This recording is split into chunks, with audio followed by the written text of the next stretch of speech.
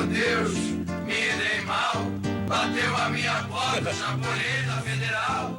Ai, meu Deus. Essa marchinha durou só um carnaval. Não, tu sabe que fizeram uma piada ontem, porque foi só o japonês da Polícia Federal ser preso que não acharam o Paulo Ferreira. Aliás, não acharam até agora, né, Potter? Tá todo mundo... Aliás, a Rádio Gaúcha achou, né? Mas a polícia ainda não achou. Bom, a gente está na linha com o Vladimir Neto, jornalista, autor do livro A Lava Jato Detrás das Câmeras. Tem na capa o juiz Sérgio Moro, Kelly Matos está lendo ele. Estamos mostrando aqui na fanpage do Facebook da Rádio Gaúcha, onde temos imagens também. Vladimir, bom dia, tudo bem? Bom dia a todos os ouvintes, como vão? Muito obrigado pelo convite. Oh, e bom dia. Ontem, a história do Paulo ontem foi sensacional. Gol rápido de vocês, hein? Inacreditável. Achar o cara, hein? Não, e o Vladimir, ele disse que estava tranquilíssimo, sereno, que não tinha nada não, que ele não tinha nada a ver com o esquema. Não sabia nada, né? Fiquei imaginando, né? Vai que bate a polícia na porta dele bem naquela hora, né? Ia ser engraçado. Isso no livro eu conto uma história, até uma passagem engraçada, me lembrou uma passagem que no livro, na hora da prisão de um dos diretores da Odebrecht, o Alexandrino, ele estava ao telefone com uma das diretoras, a diretora da Odebrecht perguntava: e aí, Alexandrino, tá tudo bem? Ele: tá, tudo bem, por que você me ligou tão cedo? Que tá tendo uma operação aí da Polícia Federal, queria saber se você tá bem. Ele: tá tudo bem. Ih, peraí, estão batendo aqui na porta. Opa, daqui a pouco eu te ligo, peraí, só um pouquinho. Puxa vida. Essa história é uma das histórias que está contada nesse livro. O quão próximo tu conseguiu chegar do Sérgio Moro, no sentido não só geográfico, digamos assim? Porque ele é meio, tô sendo gentil, né? Ele é bastante reservado, ele não dá entrevista, né? Acho que pro Vladimir, obviamente, em função do livro, ele falou contigo. Olha, eu procurei todo mundo também, né? Eu falei com todo mundo. Não gosto de falar muito assim quem é que eu entrevistei, eu deixei de entrevistar, até porque eu combinei com todo mundo que eu ia falar em off, com quem quisesse off, para que todos pudessem ficar à vontade para contar todas as histórias.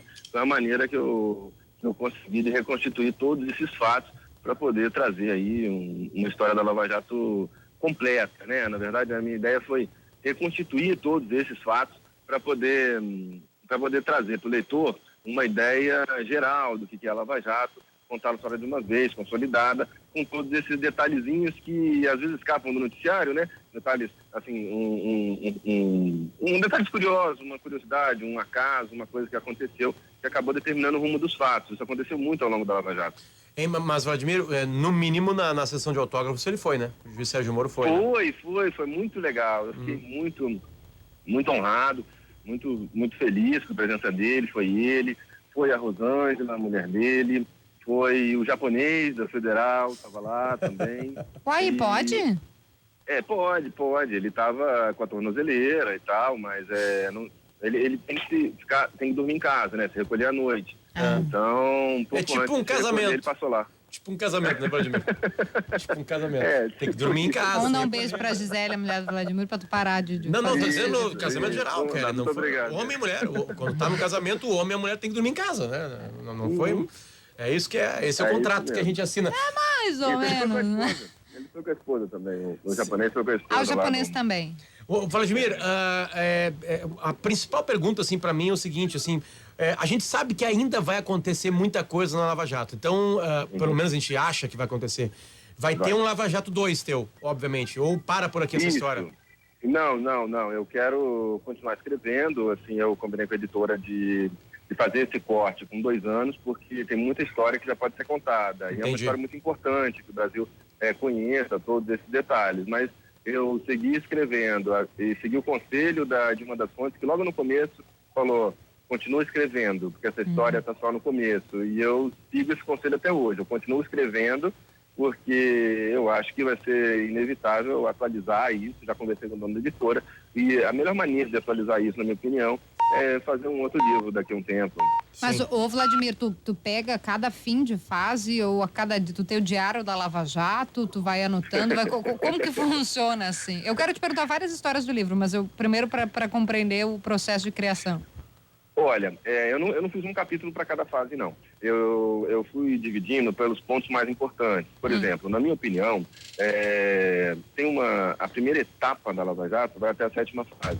É a hora em que a Lava Jato ela cresce, amadurece, se fortalece para depois, para virar o que ela virou depois. Então, eu fui dividindo assim, por exemplo, o primeiro capítulo fala do começo da Lava Jato, como é que ela nasceu, as primeiras prisões, como é que foram os primeiros dias na cadeia. Mas o segundo capítulo já é sobre as delações, porque as primeiras delações, as do Youssef e a do Paulo Roberto, elas foram muito importantes para abrir o caminho da investigação. Pois então, é, porque não se sabia, até para a gente relembrar o nosso ouvinte, quando a Lava Jato começou há 2 anos, o primeiro dia, eu lembro do primeiro dia da operação, era uma grande operação contra a lavagem de dinheiro. E aí se prendeu o Youssef e não se imaginava que chegaria num esquema de corrupção envolvendo tantos políticos como a gente viu hoje. Exatamente. E isso é uma das coisas que eu mais acho interessante na Lava Jato, porque realmente, é como você falou, ela começou, era uma investigação contra a lavagem de dinheiro, mirava doleiros, era uma investigação grande já, mas apenas com esse foco.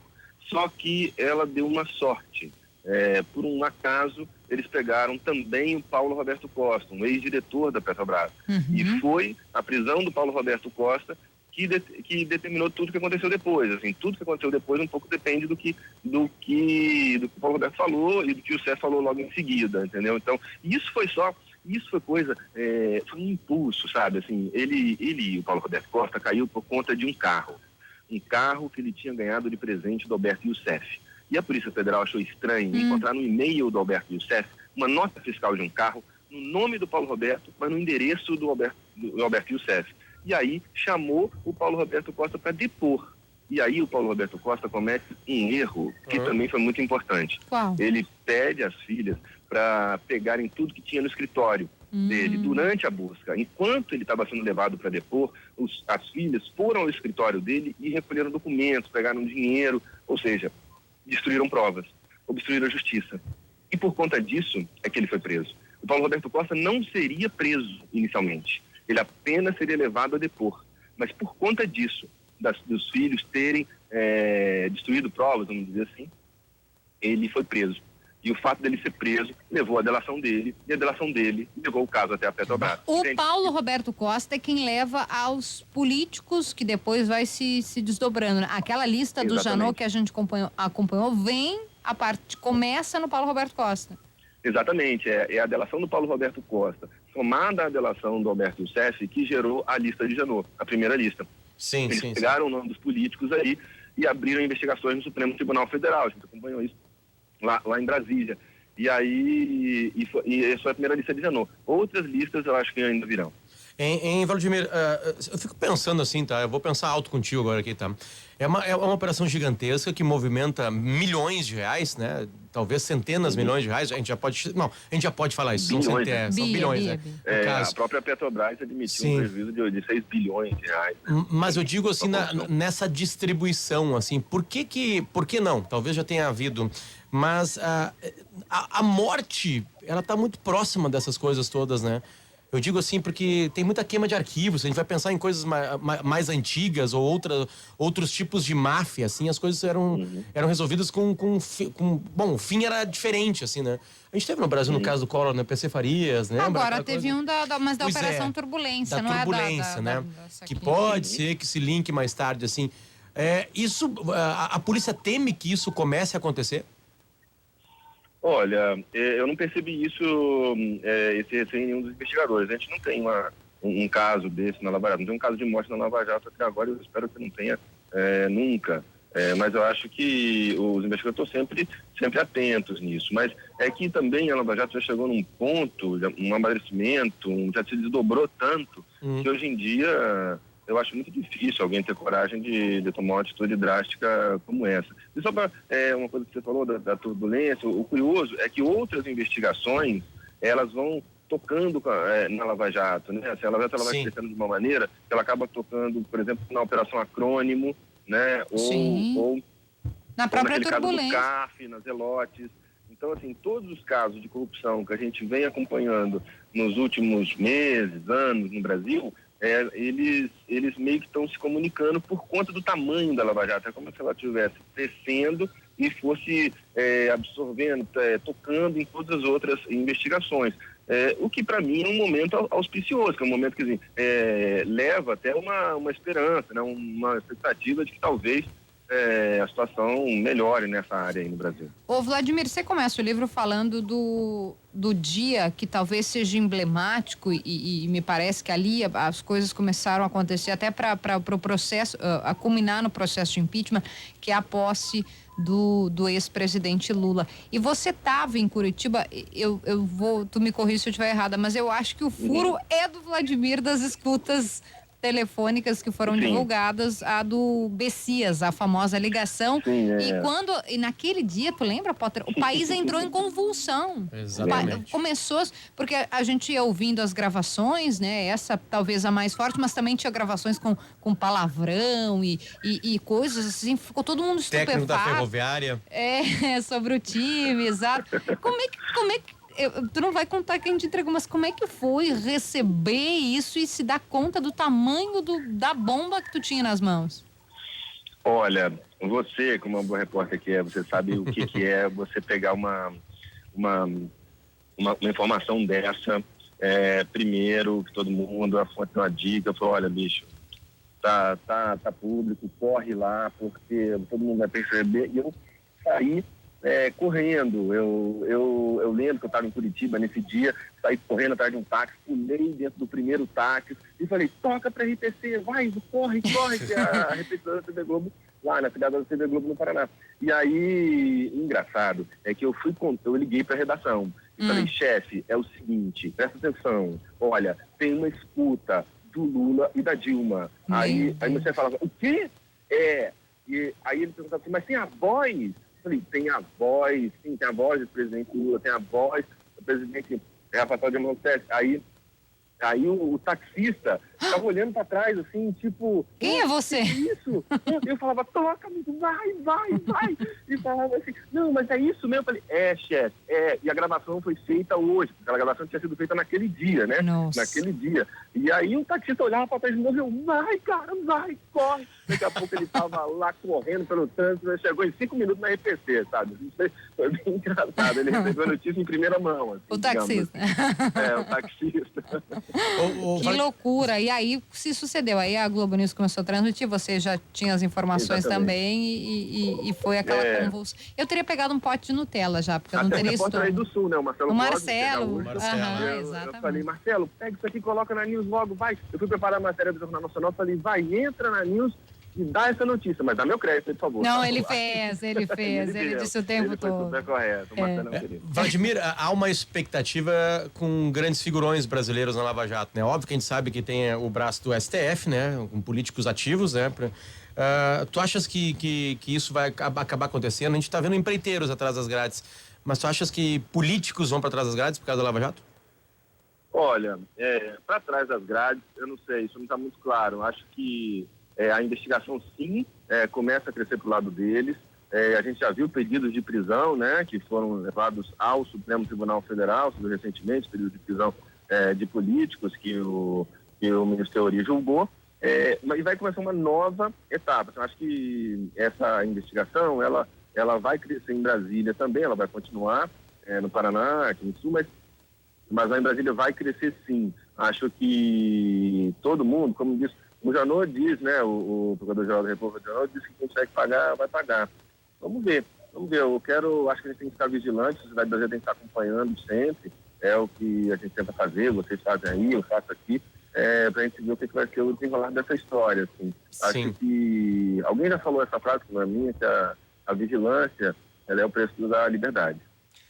Ô Vladimir, aqui na parte de trás do livro tem um depoimento do José Padilha, que fez o Narcos. O livro do Vladimir, baseado em extensa pesquisa feita durante toda a Lava Jato, além de narrar de forma empolgante uma incrível operação policial, é também um documento histórico de valor imprescindível para o país. Isso significa que José Padilha vai se inspirar neste livro para... A série já fechada com Netflix. Exatamente. Ele comprou os direitos, né, do meu livro, e a gente está trabalhando junto, preparando essa série que vai ao ar no Netflix em 2017. A gente começa as filmagens em outubro, pelo menos o planejamento é esse, para no ano que vem lançar na Netflix. Tem sido uma experiência maravilhosa. Quem que vai ser o Sérgio Moro? Não está definido ainda. O Marcos Pasquim vai ser o Sérgio Moro sem camisa. O Marcos Pasquim só para contracena sem camisa. Eu estou aceitando sugestão aí, pode pegar a sugestão aí. Porque é o seguinte, a gente está na fase de preparar o roteiro, né? Então ainda está definindo essas coisas, tem sido uma experiência maravilhosa, né? Trabalhar com o Zé Padilha, um cara genial, né? Brilhante. Tem sido muito legal, assim, eu acho que a série vai ficar muito bacana, uma história muito legal, né, importante, e vai ser lançamento mundial. Vladimir, repete as datas. A Lava Jato vai ganhar o mundo. Repete as datas. Você começa a ser filmado em setembro? Começa a ser filmado em outubro. Em outubro, e a ideia é lançar no ano que vem, né? Em 2017. Ano que vem, 1º de janeiro? A primeira temporada. Não, a meados, ano que vem, talvez no segundo semestre. Né, que tem toda a fase de montagem e tal. Eu também tô aprendendo muito, né? No trabalho lá com ele. É uma experiência nova para mim. Pô, que legal. E maravilhosa, eu tô super empolgado, super feliz. Pra gente encerrar, dá pra tu contou uma história, né, de um dos caras que foi, enfim, tava no telefone com a secretária, com a amiga, enfim. Dá pra contar uma outra historinha pra gente encerrar, assim, uma que tu lembra que tenha sido curiosa, engraçada? Dá. Tem uma história legal, que é a da prisão do Delcídio, né? Ele foi pro hotel naquela noite, sem saber de nada. Ele estava desconfiado porque tinham marcado uma sessão na segunda turma dos ministros do Supremo Tribunal Federal. E ele não sabia por quê. E ele pegou, comeu camarão, tomou um uísque, deitou, acordou no meio da madrugada com uma dor de cabeça que ele não tinha, uma coisa muito rara para ele. E 6h10 da manhã, toca o telefone. A recepcionista chega para ele e fala assim: senador, o senhor pode abrir a porta? Ele fala: por quê? Aí ela desliga. Aí batem na porta dele, a Polícia Federal. E mais, eu vou contar só mais um pedacinho. Aí ele teve a busca, ele ficou ali, tipo, mas peraí, pode, senador, né? Eu sou senador, que tinha essa questão. Aí ele falou assim: pode, uma ordem do Supremo Tribunal Federal. Mas quando terminou a busca, o delegado, Thiago Delabari, que até do Sul, ele falou assim: senador, tem mais uma ordem aqui do ministro Teori. O senhor quer ouvir em pé ou sentado? Sério? E ele falou em pé. E ouviu em pé a voz de prisão. Foi bem assim, a prisão do Delcídio. E ele contou pra gente aqui, que a gente for nos nossos arquivos de entrevistas aqui, o período dele dentro da prisão, né? Se emocionou contando pra gente aqui e tudo mais. Exatamente. Que legal, que legal. Bom, ele realmente, eu falei com ele durante um tempão, e ele ficou muito emocionado com a história da prisão e tal, foi um impacto muito grande pra ele. Ele disse que errou. Foi bem claro aqui, que pagou por erro. Tá pagando pelo erro, diz, né? Vladimir Neto, autor do livro Lava Jato, o juiz Sérgio Moro e os bastidores da operação que abalou o Brasil. A gente coloca sempre essa trilha aqui, Vladimir. House of Cards a nossa trilha, Vladimir, pra falar de Lava Jato. Que legal. Porque os roteiristas da Lava Jato são bem mais espertos que do House of Cards. Bem mais espertos. Obrigado, Vladimir, pelo papo. Um beijo, obrigado. Valeu.